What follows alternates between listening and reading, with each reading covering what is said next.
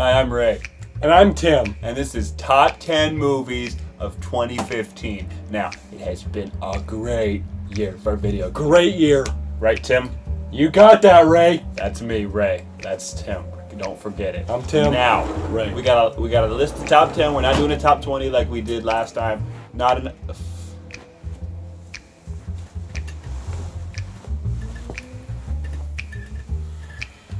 Hey, Ray.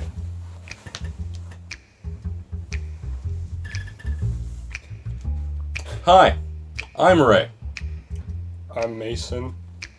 Tim here. And today we decided to make all of us, as a group, make a list for the top 10 movies of 2015. Now, this is going to be the last list of the year. And, well, 2014 was an amazing year for movies. And 2015 is just getting better. I freaking love it. So, without the bullshit, without further ado, of course, this is all opinion, but these movies, I cannot recommend them enough. So, let's begin the list.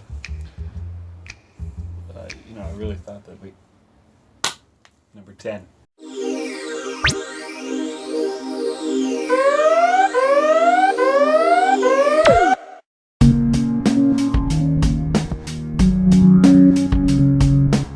This 2015 Sundance winner went past everybody's heads. It's fantastic. I mean, how are you going to follow up 2014 Sundance winner Whiplash, which of course we all love. It was on our list.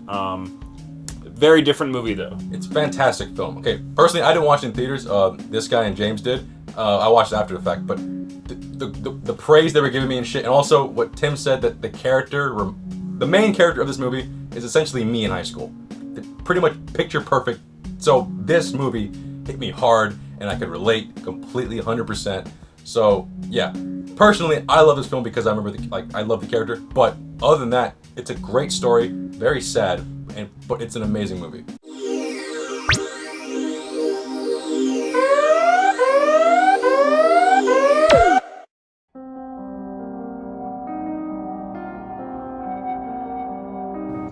Very intelligent sci-fi movies are very few to come by, and this one, my god. Okay, besides that, the performances are fantastic. Everyone is... Oh my god, I don't want to ruin anything about this movie because this movie is amazing. The pacing is fantastic. The dangerous, like the tones and everything is just great. Like, if you love sci-fis and you love the kind stories that involve AI and robots, this one really starts to just get in your skin. It's not terrifying. It's not like a killer robot coming after you. It's just very somber, very just quiet, but it's just, you can feel that danger just looking around the corner. Other than that, it's a fantastic film and I highly recommend it.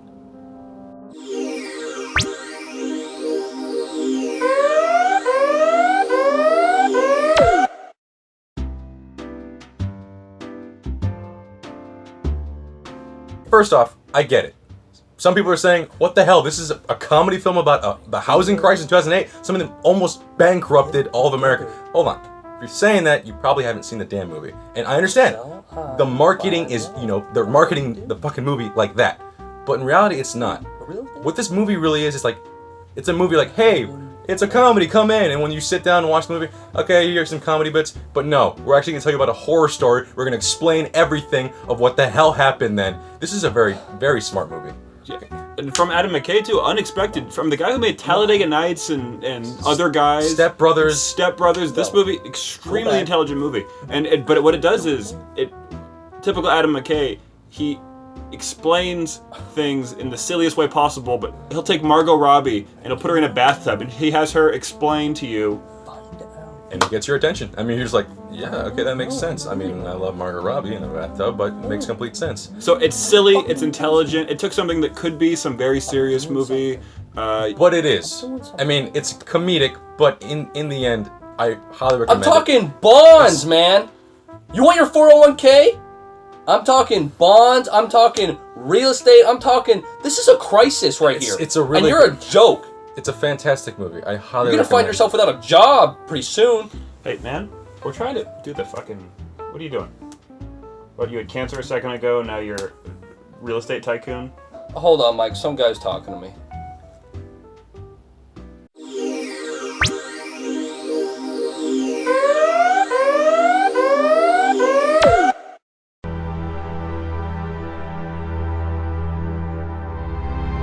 Alright, this film was fantastic. Okay, look, this whole movie pretty much, I mean, obviously there's other actors, but the whole film is essentially Matt Damon. It's just Matt Damon on a frickin' planet, stranded. It's Robinson Crusoe on Mars. It's oh my god. And also, this is a dire situation, yet they turn it into like an adventure with like comedic elements. It's a fun movie to watch. It's not like, oh my god, he's dying. It's like, oh, this is terrible. It's not like 127 hours, like kind of the same situation where like he's stranded. No, he makes the best of things. He makes jokes. It's fantastic. And a slew of these very serious space movies, you know, the Gravities and the Interstellars. This coming out, I don't know. It's a comedy. It really is. Yeah, and it's just a good watch. Like again, you're not gonna. It's serious. It's a serious topic, but it's just a fun movie to watch. And personally, I can't see anyone not enjoying this film. Oh yeah. It's fantastic. Well paced, beautiful fucking scenery. Great acting. Yeah, great special effects. It's just a superb movie. And shit. What?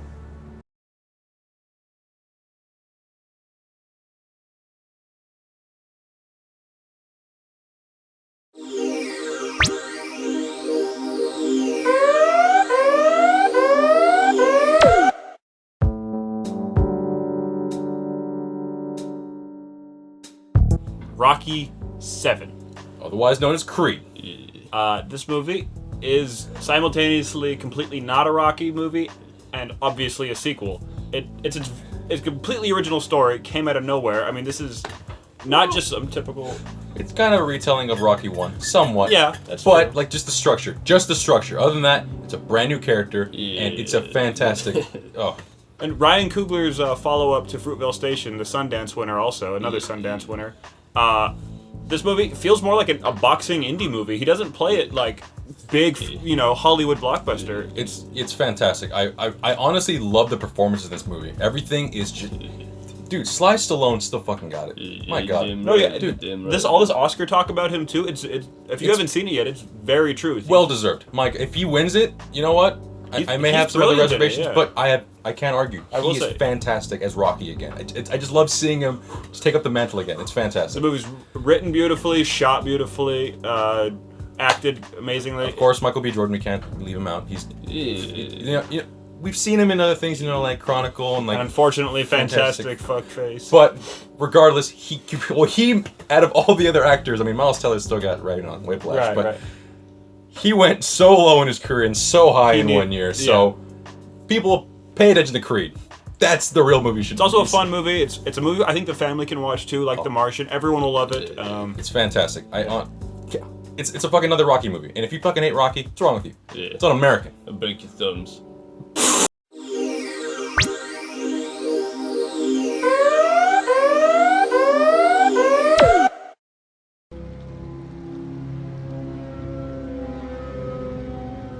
Okay, just gonna throw out there. The whole time I was watching this movie, you can ask Tim this, I was just looking at the screen saying, fuck you. Fuck you. What? Are you fucking kidding? How the hell are you getting those beautiful shots? Oh my god. Who follows up an Oscar winner with something this beautiful? It usually takes filmmakers a couple years to find their next project. Inarachi just jumped on it. Won Oscar, walked onto set. And every shot is like, the kind of shot you wait hours for. You, like, oh, the perfect, like, it's that fog rolling in just perfectly, and I'm like, are you kidding me? Well, with the cinematography, like he was saying, by Emmanuel Lubezki, who does all those Terrence Malick movies, and he did Birdman, this beautiful mother. The movie's beautiful.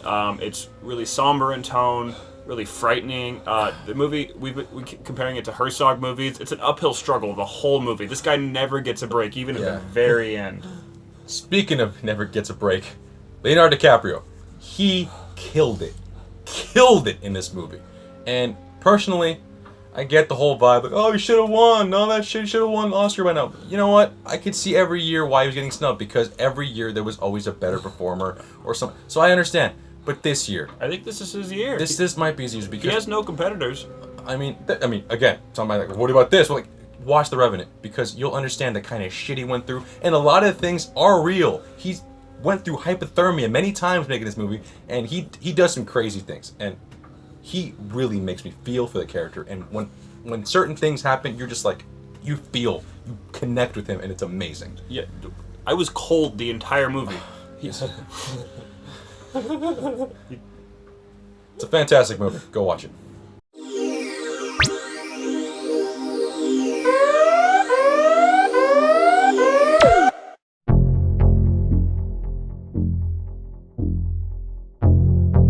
Okay, before we start this thing off, I just want to mention something. The rest of the movie's amazing. It's fantastic. But the music.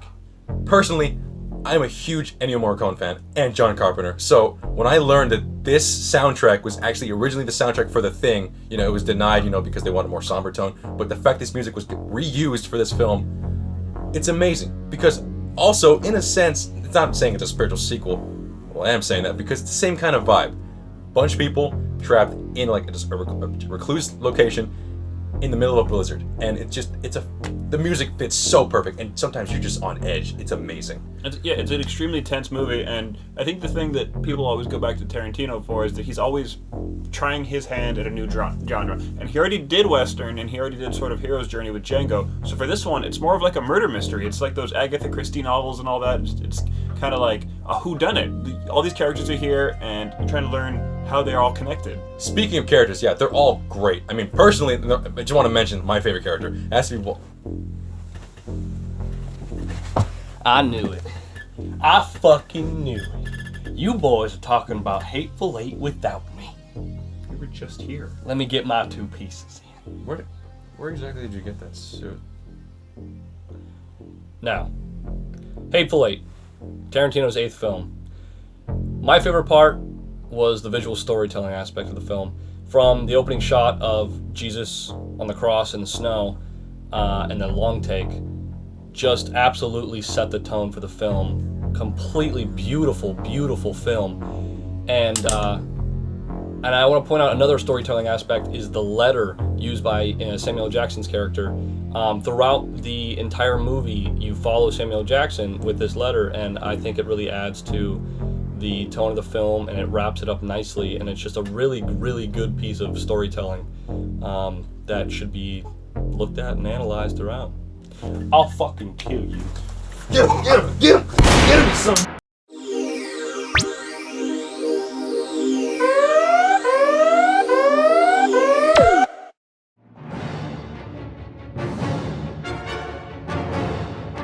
What more could you ask for from a Star Wars film? What are you? What up? Are you wearing Han's vest?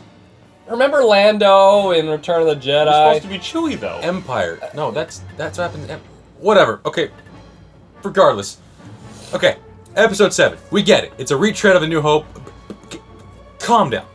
First off, there's 2 reasons to that. First one, ever heard of the monomyth, like Hero's Journey? A lot of movies follow the exact same story structure. It's a story structure that's been it's centuries old because it works. And second, well, what do you expect?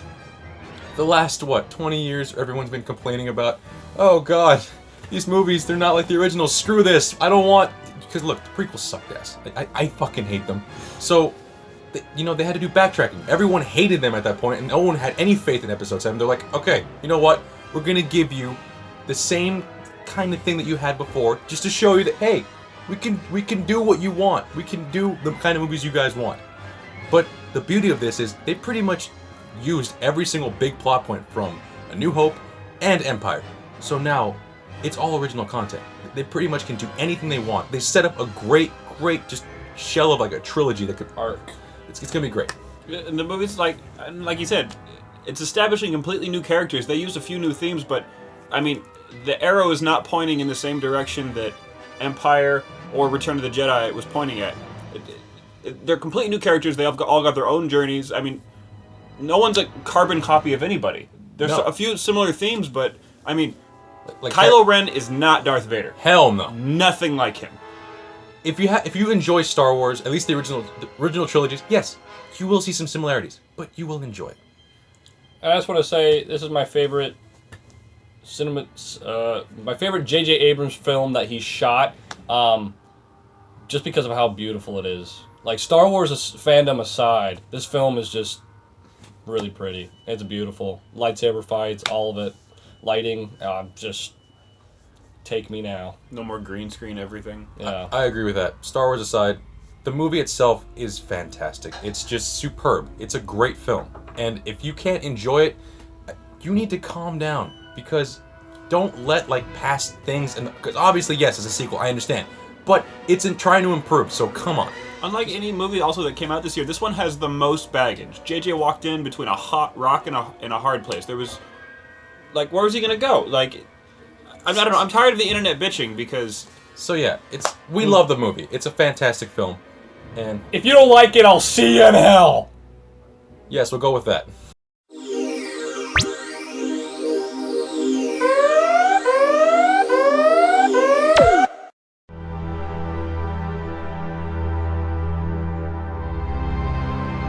Mad Max. I mean, what can I say? Mel Gibson kills it in this movie. It's George Miller's, like, first film, 1970s, and, man, it just... What the hell are you doing? I'm reviewing Mad Max. Mad Max Fury Road?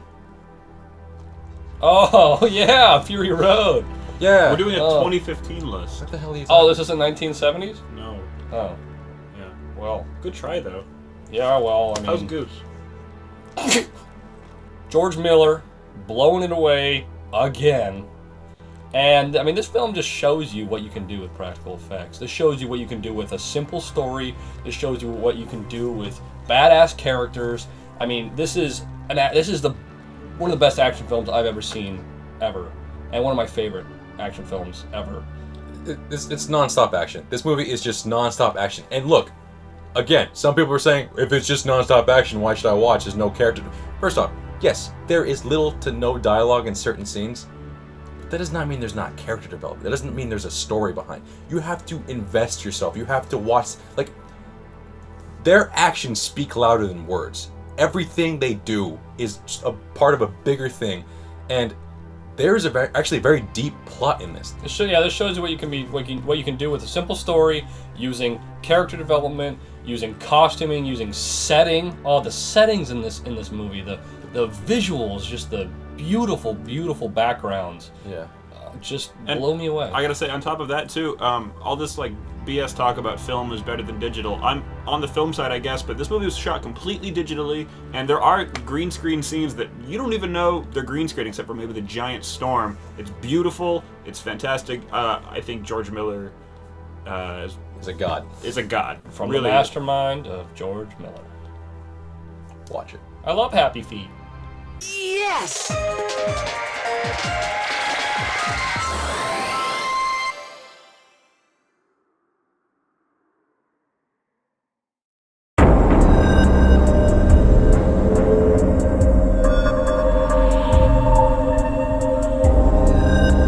Look, a lot of movies when they get released, like, this is the best of the year, and there's always like movies like, oh, are these gonna be remembered like down the line? Like, this one is.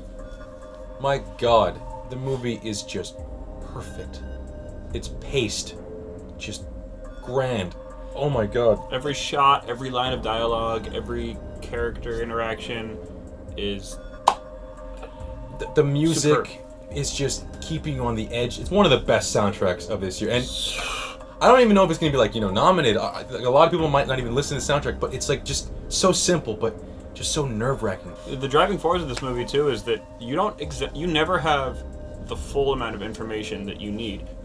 From the start. You do not know exactly where it's going. You keep getting introduced to new characters, and they keep saying, "We need Emily Blunt's character for this," and then she asks why, and then they give her a little bit more. And I mean, yeah, just like Mad Max too, you could take any individual piece of this storytelling, and you could, talk about it for hours. You could talk about the visual storytelling, Roger Deakins' cinematography, how that keeps pushing forward. Nothing is there for no reason. The sound design is tense, it's scary. You never know what's around the corner. It's fantastic. Yeah. If you haven't watched it, there's a specific shot of Benicio del Toro, and you'll know what I'm talking about. It's near the end, and it's him with the sky in the background, and it's just a gorgeous, rich shot, and I've missed that from films. I've missed such a rich shot full of storytelling. Like, the shot itself tells a story, and I've missed that from films. It's a fantastic film. I really can't just... This is number one for me. And any awards it gets down the line, all the accolades, it freaking deserves it. And I cannot wait to see what this director does in the future. Well, and that's the list. And honorable mentions, Turbo Kid. A great kid-like centric film that's like, you know, like kind of like 80s vibe. Night Before, fantastic, funny movie. Kingsman, one of the best spy movies we've seen in years. Inside Out, Pixar, come on. Slow West, very, very somber. A great movie to watch on Amazon Prime. End of the Tour. I really enjoyed the shit. Personally, I want to read the book now because I really enjoyed that film. And It Follows. Dude, horror movies are making a comeback. I'm happy about this. I also gotta say, we did miss a few things that we didn't see this year. Some like indie flicks. I think the Son of Saul might have been the Cannes winner, or was something at Cannes. We missed Anomalisa, which is supposed to be fantastic. We missed The Room. Carol. There's a couple we missed, but if you have any other like suggestions, like tell us below because we want to watch as many movies as a possible. lot of good movies came out. We didn't have time to see them all. Sorry. Yeah. Yeah, well, But anyway, I'm just saying that Black Mass was a damn good movie, and you people don't know what you're talking about because Johnny Depp's a motherfucking master at acting. Hey, Anyways, for the past do entire like that review, movie. I've been sitting here watching you put those dirty fucking costumes on. Okay, so that's the video. Thanks for watching. Like, comment, and subscribe. And I will see you guys later. see you in hell, motherfucker.